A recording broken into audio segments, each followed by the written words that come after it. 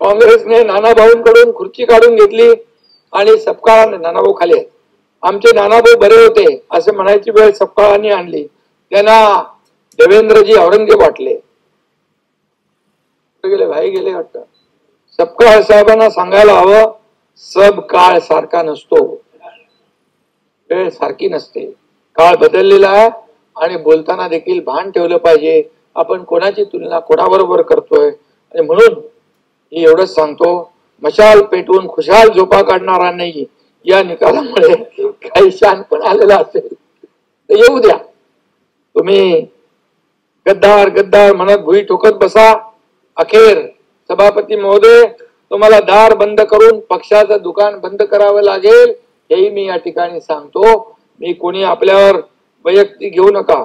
गद्दार कोण याचा निकाल निवडणूक आयोग सर्वोच्च न्यायालय या सभागृहाचे अध्यक्ष यांनी दिलाय. पण या सर्वांच्या वर असलेल्या जनतेच्या कोर्टात सुद्धा सभापती महोदय गद्दार कोण आणि खुद्दार कोण याचा निकाल देऊन टाकलेला आहे. आणि म्हणून आरशात बघून वारसा सांगता येत नाही हे लक्षात असू द्या. आता त्याच्यावर मी नाही बोलत.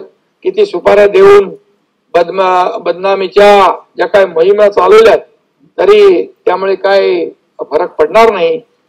आता काही पाखंडी लोक पुढे करून काही शिखंडी लोक त्याचा आधार घेत आहेत. हे दुर्दैवाने मी या ठिकाणी सांगतो. मी अशा पद्धतीने बोलत नाही, परंतु रोज तुमचं जे काही चालू आहे विरोधकांकडून यामध्ये अतिशय म्हणजे सकारात्मक ज्या काही गोष्टी आहेत, पॉझिटिव्ह आहेत, विकासाच्या आहेत, लोकाभिमुख आहेत, त्या सगळ्या बाजूला होतात. आणि म्हणून कुठल्याही परिस्थितीमध्ये मी सांगतो, कुठल्या संविधानाच्या आणि अभिव्यक्ती स्वातंत्र्याच्या गप्पा नेहमी मारतात, परंतु आपल्याला आम्ही सांगतो संविधान त्याची चर्चा होणार आहे.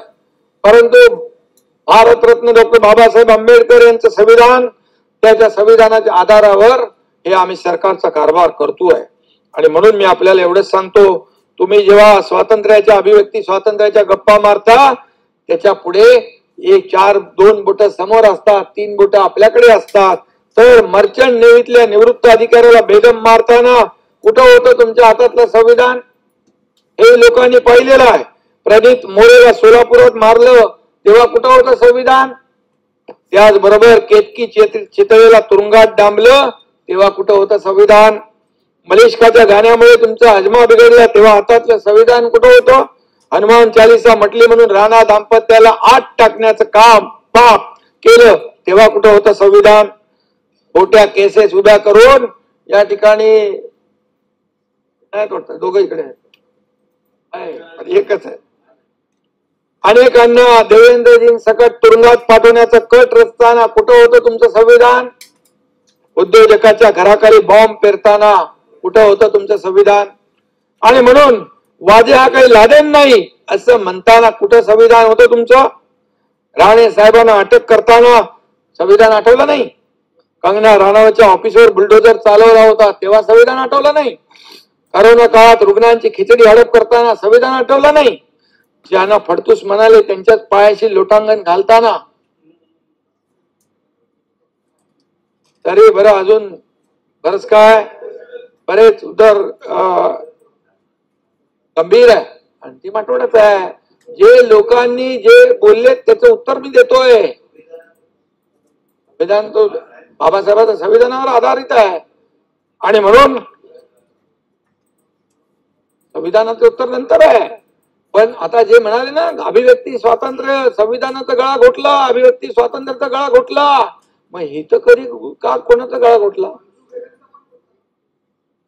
मनसुख हिरेन किती आहेत. आणि म्हणून मी आपल्याला सांगतो बरेच उद्योग आहेत ते आम्ही काढत नाहीये, परंतु ते बाहेर आले तर हातातलं कोरं संविधान घेऊन कुठं पळणार. आता ते संविधान कोणी दाखवायला लागलं. ते काल कोणीतरी परवा दाखवले छोटा डायरी. हा जाऊ दे त्याचा. आणि म्हणून मी एवढंच सांगतो कार्यकर्त्यांनी पेटवा मशाल, आम्ही बंगल्यात झोपतो खुशाल. हा जो काही ही पद्धत आहे. अरे बाळासाहेबांनी केले ना, कार्यकर्त्यांच्या मागे उभे राहिले बाळासाहेब, म्हणून तर शिवसेना मोठी झाली. आणि म्हणून मी त्या याच्यात जात नाही राजकारणामध्ये. परंतु बोलताना आरोप करताना रोज पायऱ्यांवर आरोप करता, रोज मीडिया समोर आरोप करता, जो रोज हे करता. अरे झाले 2.5 वर्ष, लोकांनी दाखवलं कोण खरं आहे कोण खोटं आहे, कोण लोकांचं आहे कोण जनतेचं आहे, कोण लोकांसाठी काम करतंय, झालं सगळं. तरी सुद्धा सुधरा.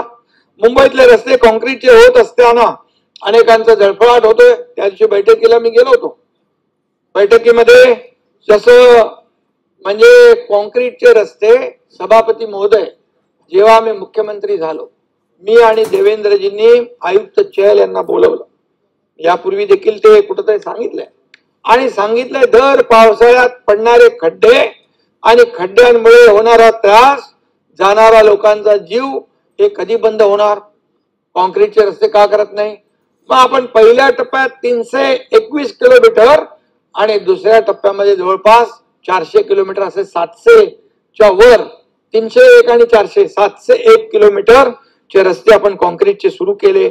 आता कॉन्क्रीटचे रस्ते सुरू केले, आता थोडं काम सुरू आहे, त्यामुळे थोडी गैरसोय नक्की होत असेल, परंतु हे काम कंप्लीट झाल्यानंतर पुढे 20-25 वर्ष मुंबई खड्डे मुक्त होईल. हे चांगलं काम आम्ही करतोय की नाही? मग का पोटदुखी होतीये? का त्याच्यामध्ये डांबराचे रस्ते गेले 10-15 वर्ष डांबरामध्ये तुम्ही दुरुस्तीच्या नावाखाली 3-3.5 हजार कोटी रुपये जे मलिदा, जे लोकांचे बर्बाद झाले, जे लोकांचे वाया गेले, याला जबाबदार कोण? जसा आणि म्हणून या ठिकाणी डांबरात हात काळे करण्याची संधी आता मिळणार नाही. आणि म्हणून जसा राजाचा जीव पोपटात असतो, तसा काही जणांचा जीव मुंबईच्या रस्त्यात आहे. आणि म्हणून या ठिकाणी जुन्या ठेकेदारांची मोनोपोली आम्ही तोडून टाकली, नवीन, त्यामुळे काही लोक बिथरले. आणि म्हणून या ठिकाणी कॉन्क्रीटच्या रस्त्यांच्या कामाची चौकशी झाली पाहिजे असं जे लोक म्हणतात, नक्की चौकशी करायला पाहिजे. जिथं चुकीचं आहे तिथं चुकीचं आहे. ही महापालिका म्हणजे मुंबई शहरातल्या लोकांचे पैसे आहेत, परंतु त्याचबरोबर 15 वर्षात डांबर का सांबर कोणी खाल्ला हे देखील तिथे पुढे आलं पाहिजे. त्याची चौकशी झाली पाहिजे आणि दूध का दूध, पाणी का पाणी समोर आलं पाहिजे. रस्त्यावरचे खड्डे कोणाचे भ्रष्टाचाराचे अड्डे होते हे आम्हाला माहित आहे. आणि म्हणून त्या दिवशी काही मिस्टर बीन ने डस्टबिनचा उल्लेख केला. सर्वसामान्य शिवसैनिकांचा मिस्टर बीन आहे ना, मिस्टर बीन सर्वसामान्य शिवसैनिकांना कचरा समजण्याची वृत्ती, त्यामुळे हे हाल झाले, सगळेजण गेले. कचऱ्यातून जी एनर्जी सभापती महोदय निर्माण झाली ना, त्याचा हाय व्होल्टेज शॉक बसलाय आणि त्यातून काही लोक अजून सावरलेले नाहीत. बाळासाहेबांची शिवशाही त्यांनी काँग्रेसच्या डस्टबिन मध्ये टाकली होती, ती आम्ही सुरक्षित बाहेर काढण्याचा प्रयत्न केलेला आहे. आणि म्हणून डस्टबिन मध्ये कोण बसलं होतं कुणी बघितलं नाही, परंतु बाहेर आल्यानंतर कुणाला घाम फुटला होता हे पाहिलं, 3-3 ग्लास पाणी कुणी पिलं हे पाहिलं, चहा मागवा म्हणाले, चहा पण पिली, पण चहा कुठली होती?